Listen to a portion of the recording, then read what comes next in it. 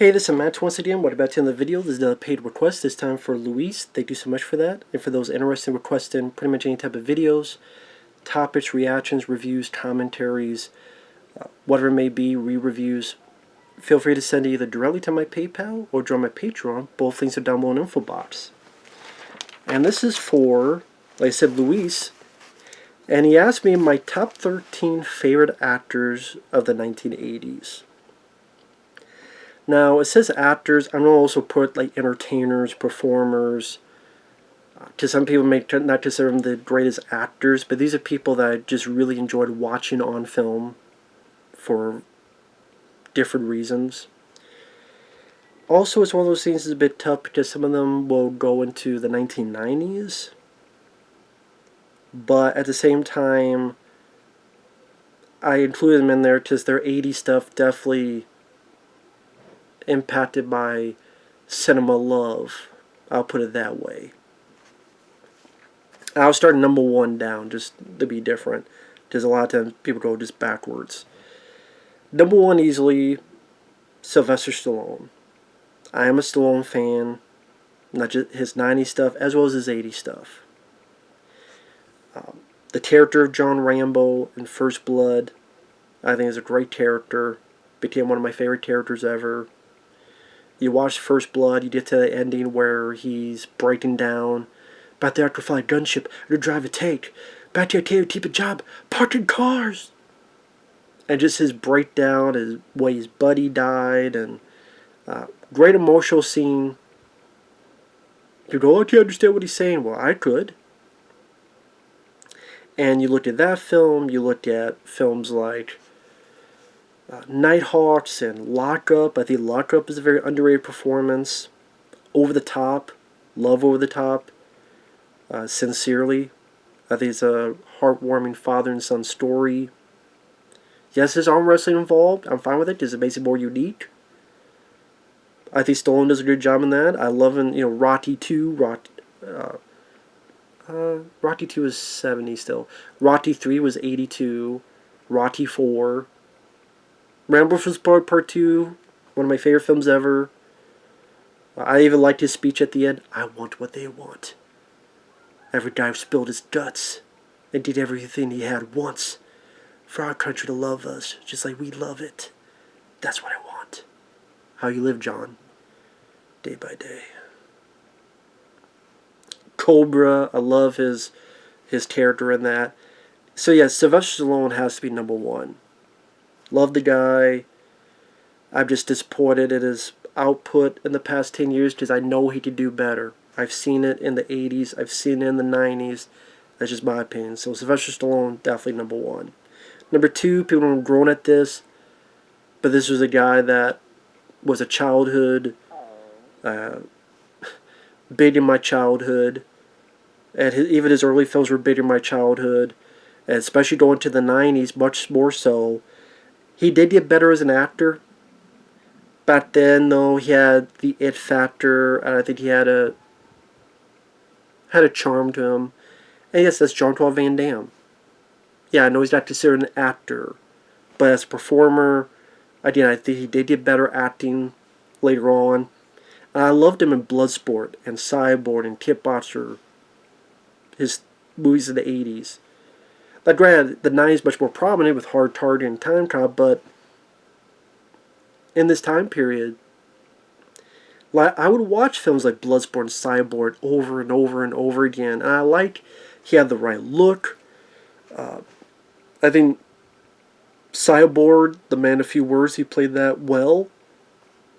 Because he knew he didn't have a best utilage of the English language. I think Kickboxer, he does a good job. I want to bull. And I bought his frustration. Yeah, you want me to tip this, huh? Tipping that damn fucking tree, just being angry and pissed off. Yeah, yeah.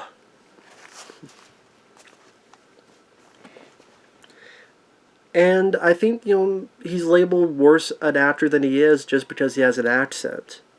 And I'm sorry, I think compared to a lot of people, not just before but afterward, he worked very well. And I have to put Jean-Claude Van Damme's number 2 because those are the two guys, Stallone and Van Damme. As a kid, I was always, yeah, I did like other people like Dolph Lundgren and stuff, but those two especially, I would always search out any movie they were in as I was growing up from the 80s to the 90s. Those are my two guys, Stallone and Van Damme. Which is why the Expendables 2 fight was so disappointing. But Jean-Claude Van Damme for Bloodsport, Cyborg, Kickboxer, I gotta put him number 2. Number 3, Eddie Murphy. I mean, The Golden Child is my favorite comedy. I love his character. I love the way he the ad-libs and the comedy and the lines he shoots out with such a natural demeanor that's relatable and goes, you know, if I was in that situation, I would say the same thing. Why would we react in the same way with this crazy stuff going on? Yak loin? It's good to keep the yin up. Nothing wrong with my yin. Yeah, go pow his ass when I find him. Go roll your ass till it bleeds. My sweet brother Numpsy, I see you busy right now. Come back another time. Did someone give you a Valium? You must have been through this a lot. I mean, I'm ready to shit over myself.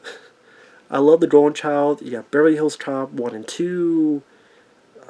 Yes, films like Coming to America and the like, but especially Golden Child and Beverly Hills Cop 1 and 2, 48 hours. That much energy and gusto. Going toe-to-toe with Nick Nolte. And he held his own and then some. Such a great comedic energy and likable quality and charm, and quick with the quips and insults and ad-libs, just on fire at that time. And Eddie Murphy definitely belongs on that list. Number 4, Richard Pryor. Richard Pryor would say I like him better in stand-up, although I do like Eddie Murphy's stand-up, but movie-wise, I gotta put Golden Child, Beverly Hills Cop 1 and 2 above. Although I still love, with Richard Pryor, his stand-up in the 80s, his stand-up movies, like Live on the Sunset Strip, Here and Now. That's where I get the line, bullshit, my dick, from Richard Pryor, Here and Now. But I love See No Evil, Hear No Evil, even in films like Busted Loose, even in films people don't like Moving, Critical Condition. I would love to see those films get a Blu-ray because I'm a big Richard Pryor fan, and I love seeing. I thought he worked very well. The comedy aspects, I think he was a pretty damn decent actor. He had just a natural persona for the big screen. Yes, I even liked The Toy. I thought, some stuff he had with the kid, talked with him. There were some sweet moments. Worked with Gene Wilder, had great chemistry with him, and See No Evil, Hear No Evil. And even when his condition was going bad, when he got to Moving, and he got to Critical Condition, to fight through that and still perform is very commendable. And I enjoy those films. Moving was very apt when I had to go through that, and it's one of the films I watched afterward. I'm like, yeah, this is pretty relatable. Number 5, I put Sigourney Weaver. I mean, this alone, she deserves in the top 5 just for Ellen Ripley in Aliens. She was nominated for an Oscar, deservedly so. Strong, but yet not bitchy. Smart, but not, what do I put it, not, oh, look at me, look how smart I am. Not bragging about it. Not obnoxious about it. She's smart and strong, but she didn't have to brag and tell people how smart and strong she was. She had good motherly instincts with Newt. She worked well with people like Michael Biehn, calming down Bill Paxton. Just a fantastic performance. One of my favorite roles, Ellen Ripley, and she knocked out of the park. So again, that movie alone, she deserves top 5 for me. Number 6, Kurt Russell, because it's Kurt fucking Russell. The Thing is McCready, which is different from State Plissken and Steve from New York, which is different from Jack Burton, Big Trouble in China, which is different from Ray Tango and Tango and Cash.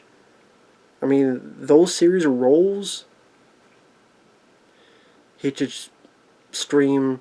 He could be a badass, tough Eastwood type and stay for New York. He could be over his head, lovable like Big Trouble in Little China. Go toe to toe with Stallone. Side by side. Deserve to be there and work well with Stallone and Tango and Cash. The every man in a crazy situation like The Thing. He could do comedy, he could do action, he could do drama. It's Kurt fucking Russell. He's the man. He will always be the man. He rocks. It's Kurt Russell. Number 7, I put Arnold. Had to put Arnold on the list.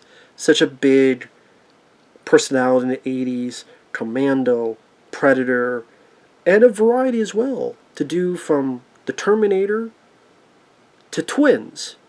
2 very different roles. Plays them both very well. And that's very commendable. And just his series of films. Another big part of my childhood. I think Predator and Commando, those are some of my favorite films ever. So he had to be on the list. And he knew who he was. He knew what commodity he was. He knew he was a commodity. He knew he was a product. And he knew how to sell himself. I do think that's one of the things, box office-wise, that made him more successful than Stallone. Now, Stallone I like more as an actor and his movies. But Arnold was a bit, like I say, he knew a bit more what the public wanted. Even a film that didn't do well like The Running Man, I love The Running Man. And again, Commando, like he knew that this is what the public wanted out of him. He knew he was a bigger-than-life star.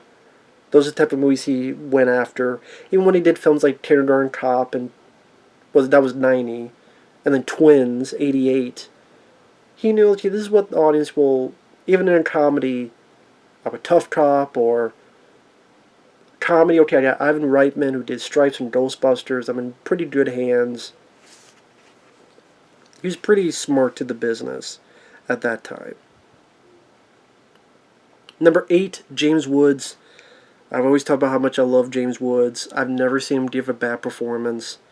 And anytime he just has gusto and energy, whether it be in Videodrome or Cat's Eye or Cop. True Believer is a really good one. Even going to the 90s where you had The Hard Way and John Carpenter's Vampires. Anytime you see James Woods on screen, it's just,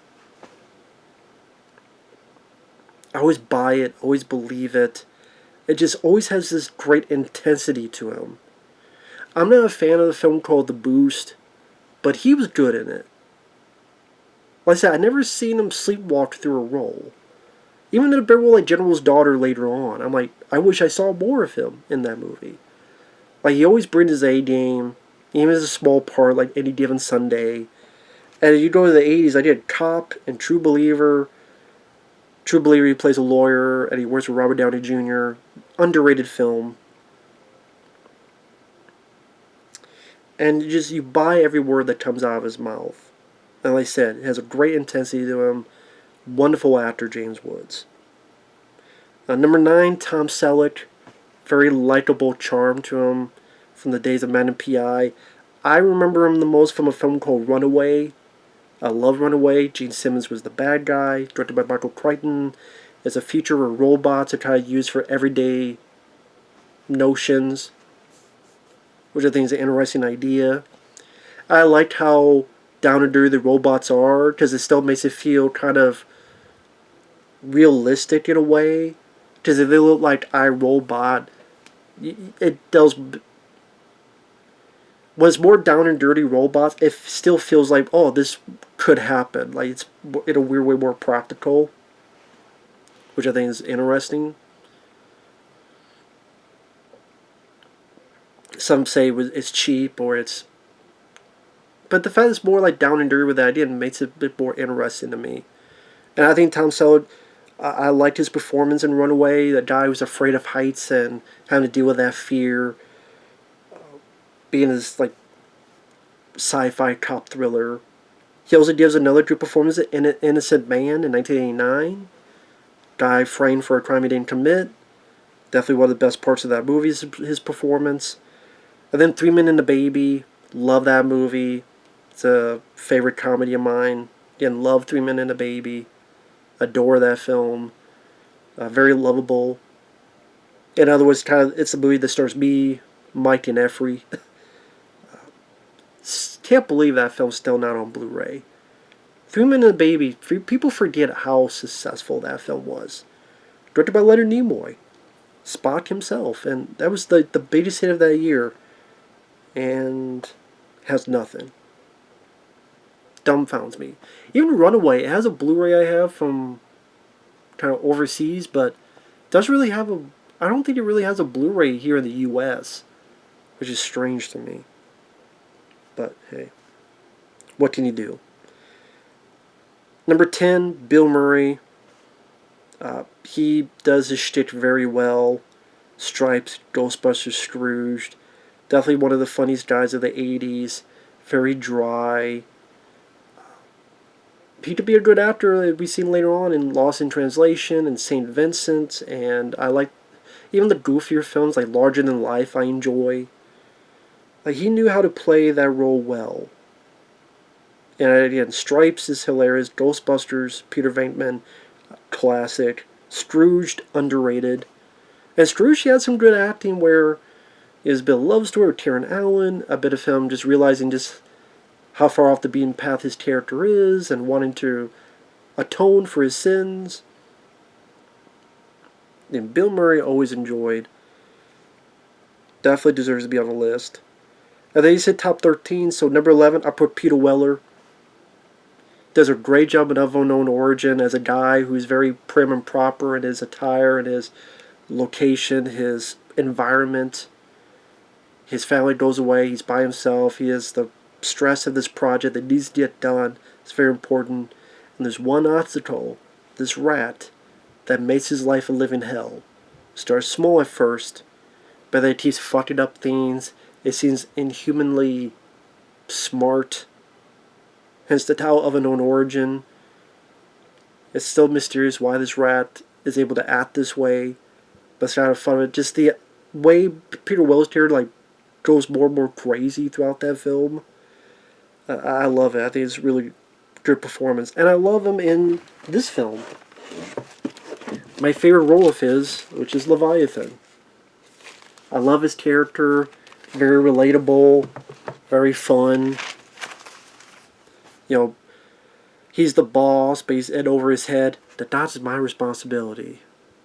But you realize he's looking in the mirror and he's like, oh, bullshit. Like, he's trying to think of what he's going to say to it. He's like reading self-help books on how to be a better boss. And just a very fun, relatable character.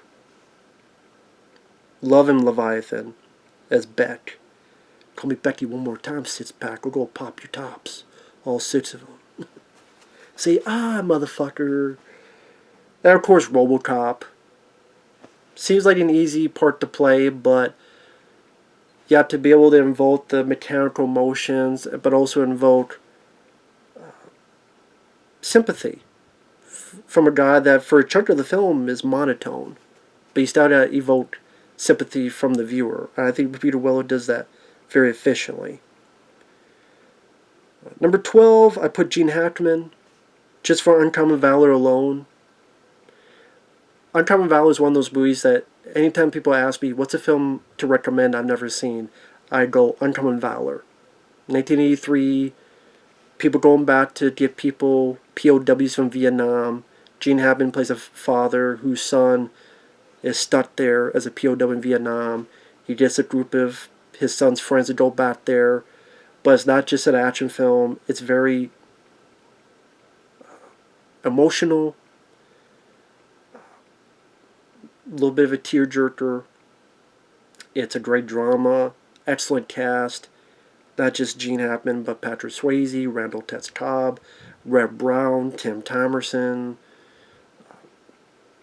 Great cast. Robert Stack. Beautiful music by James Horner. Wonderful song at the end called Brothers in the Night. And Gene Hackman, he gives a top-notch performance. And that alone puts him on the list here. But I've always enjoyed Gene Hackman. From, Narrow Margin to, Bat 21 to, of course, Lex Luthor's Superman. But for 80s, I mean, I'd go with Valor alone. Gene Hackman deserves that. And number 13, I put Chuck Norris, because if I don't, he don't come out of my closet, he don't punch me with his fist that's hidden in his beard. Just come on, Chuck Norris is Chuck Norris. You gotta talk about Chuck Norris. Silent Rage, Lone Wolf McQuade, Invasion USA, Missing Action Films, Hero and the Terror, big part of the 80s, big part of my childhood. I know he's not looked at as an actor, but you know what? He made it work. He had that it factor. And not everybody has that. You tell Rostov, it's time to die. And he made it work. He made that work. And my personal favorite is Firewalker. It was great to see him have fun in that role. And Firewalker, I love it. So, gotta put Chuck Norris on the list. This people go, oh, how could you? Well, I just did. It's Chuck Norris. Come on. If this was 90s, I would put Dolph Lundgren on there. But Dolph Lundgren is Rocky IV and Red Scorpion, which I enjoy. But it was and then The Punisher. So there was a part of me that wondered to put Dolph Lundgren. If it's the 90s, then I would put him because I Come in Peace, Showdown Low Tokyo, Men of War, like even Universal Soldier. So, but if it did like a 40 or 50, maybe I'd put like Dolph Lundgren in there. But yeah, with that said, thanks for watching. Take care. Thanks once again. I'm not sure it's Louis or Luis. Sorry if I mispronounce it. I mean, if I did a top 15, you know, Bruce Willis, Harrison Ford, Dolph Lundgren, they would be among the list as well. But this is my top 13. I wanted to challenge myself. He said top 13. I wanted to challenge to stick to just 13. And that's my list. So, thanks for watching. Take care. We'll see you guys later. Bye-bye.